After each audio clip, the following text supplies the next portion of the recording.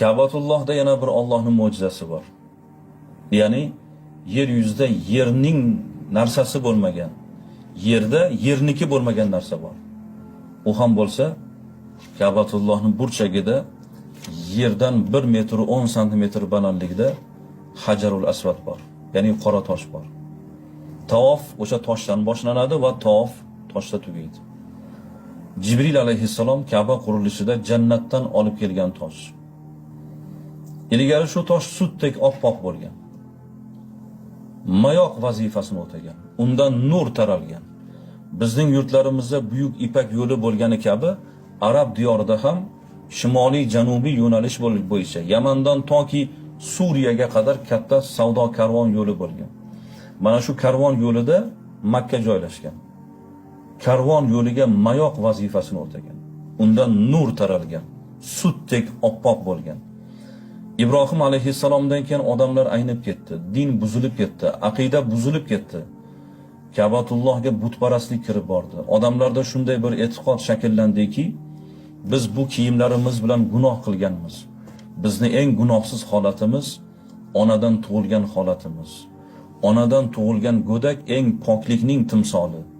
Demak, u go'dakning ko'rinishi yalang'och ko'rinish deb turib, odamlar yalang'och tavof qiladigan damlar bo'lgan. Ka'batullohni butkul yalang'och tavof qilishgan. Odamlarni bu qilgan ishiga tosh chidolmadi.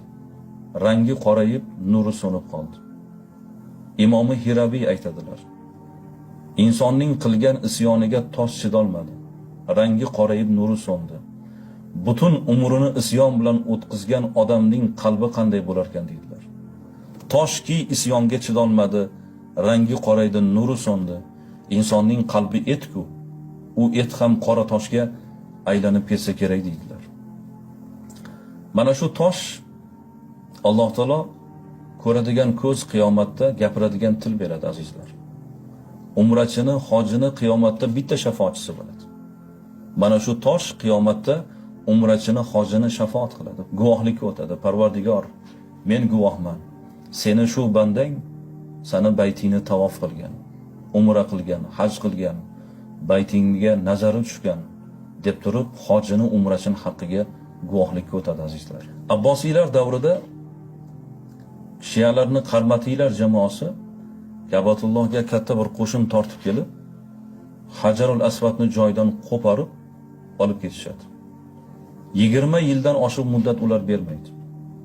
Keyin Abbosiylar xalifaligi o'rtaga odam qo'yib, pul taklif etilib, katta mablag' evaziga sotib olinadi.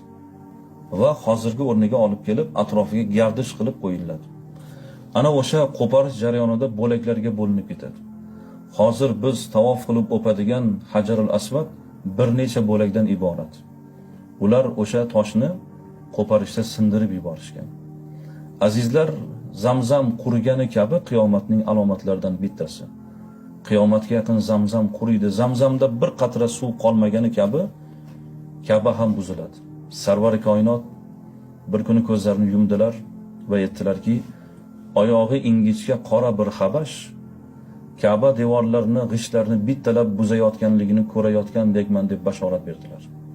Ana o'sha buzilish jarayonida Allohning farishtasi o'sha toshni yana jannat sari olib ketadi. Zamzam ham jannatga qaytadi va Hajarul Asvad ham o'rniga qaytadi.